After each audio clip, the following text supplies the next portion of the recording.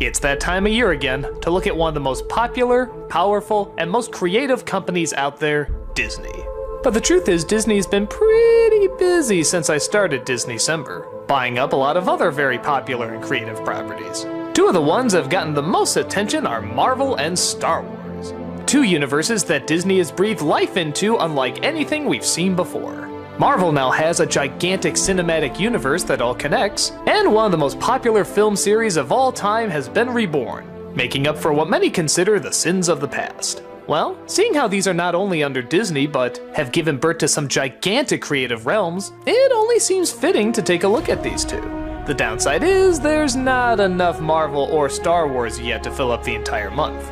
So, once again, I'll be looking at all the ones I haven't touched on yet. All the Disney movies that have yet to be given the Disneycember treatment. And naturally, not only will I be looking at all the Marvel movies and Star Wars movies, as well as the special editions, but I'll be going over the new ones coming out, like The Good Dinosaur, and of course, The Force Awakens.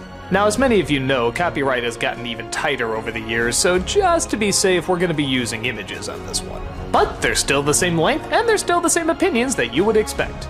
Or maybe not expect. You just have to watch to find out. It's the biggest mishmash of properties ever, but hey, that's Disney for you. And we're here to look, analyze, and have fun with some of their most enjoyable films. So sit back, everybody. This is Disneycember, the Marvel, Star Wars, and everything else edition. I guess it only figures to start off with the Marvel Cinematic Universe, seeing how much it's changed things and how incredibly long-going it is. And this universe began with Iron Man.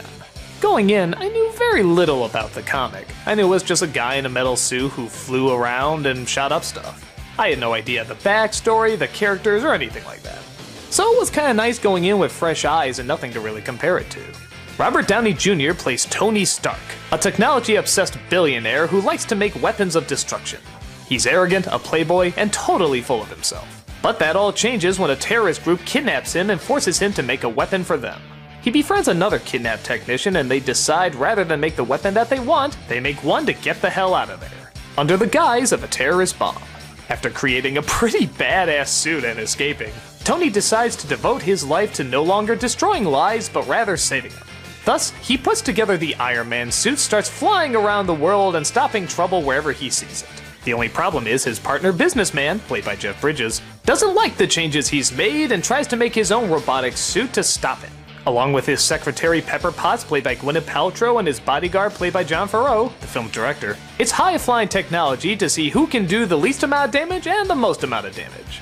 Again, having no idea how much this connects to the comic, I have to say the story for this is brilliant. We've seen these kind of tales all the time, the Moses story where someone is bad, goes into exile, and comes back a hero. But here, it's a good update. With our obsession on technology, this makes a lot of sense. And Tony Stark represents everything that people want to be nowadays. They want to be obsessed with technology, but they also kind of want to be full of themselves. They want to be doing good things, but they want to have the badass one-liners. They want to be smooth, but they want to be troubled. They want a life of luxury, but still doing some pretty badass things. Creating the best with the best, and the best from the least.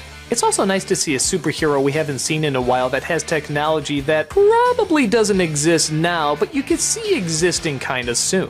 And he doesn't just use gadgets like Batman does, he surrounds himself in the technology. It's all down to his wits. And the best thing about it is that it comes from a brilliant mind. He doesn't just rely on people to build it, he builds a lot of it himself as well.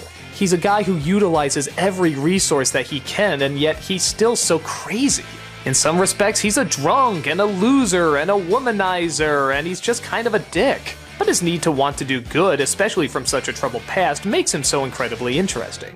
And at the center of that is Robert Downey Jr., who makes this movie. Now don't get me wrong, this is still a good film, but if it wasn't for him, it wouldn't be half the movie it was. This is the ultimate comeback performance. This guy has had a shaky past, and now he's the movie star everybody wants to be. He always has the great one-liner, and even if he doesn't, he can say it so that it sounds like a great one-liner. Just like the transformation of the Iron Man character, this guy is transformed as well.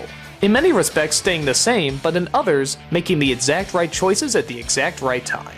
Now, is it perfect? No, there are a few problems, especially in the second half. This movie reminds me a lot of Batman Begins, where the first half is some of the best exposition and build-up for a backstory ever, and the second half, when they have to get to the action, is kind of underwhelming. Yeah, it's neat seeing him fly around in that metal suit, but he doesn't really do that much action with it. And the big battle at the end is just against another guy in an even bigger suit, and yeah, something about that just seems kinda dull. At first, Jeff Bridges, who's kind of unrecognizable in this, seems like he'd be a really good villain. But then when he puts that dumb-looking outfit on, he just kinda looks like a video game baddie. Even the lines he says are kinda corny, and he says them kinda corny, and I don't know, this wasn't the movie we started out with. This is more like how the Disney Channel would do a superhero climax, not this movie. It's not god-awful or laughably bad, it's just not as engaging as the first half. But the stuff that's good is just too damn good. The main lead is likable, the technology is inventive, the story is solid and very easy to understand and relate with, the comedy is fresh, the side characters are entertaining, it's just a good, strong superhero flick. I guess I should probably mention the after-credits sequence, which now is played at the end of every Marvel movie, with Samuel L. Jackson as Nick Fury saying that he's starting up a team. Now, some people out there got really excited because they knew he's talking about the Avengers, but here's the thing. A lot of movies had to be continues at the end and after the credits, and a lot of times they never went anywhere. So even though there's that little hint, nobody really got that excited yet. Everybody kind of thought, oh yeah, wouldn't it be cool if that happened, but nobody actually was thinking, oh yeah, it's happening. This big universe where everybody's gonna get their own movie and they're all gonna come together, yeah, this is gonna be one of the biggest things to happen to blockbusters ever. It was just a little tease to show what could happen. But none of us knew what was actually lying ahead. And now, looking back, it's kinda cool that these little end credit sequences that people used to just roll their eyes at and say, yeah, I'll believe it when I see it, now people look forward to at Marvel movies. Because they've come through, because they've proven themselves, because they say, hey, when we give a hint this is coming, it's really coming. It's interesting to watch it now years later knowing what this little teaser was gonna lead to. Little did we know that this was actually a fantastic start to a cinematic universe that was about to explode.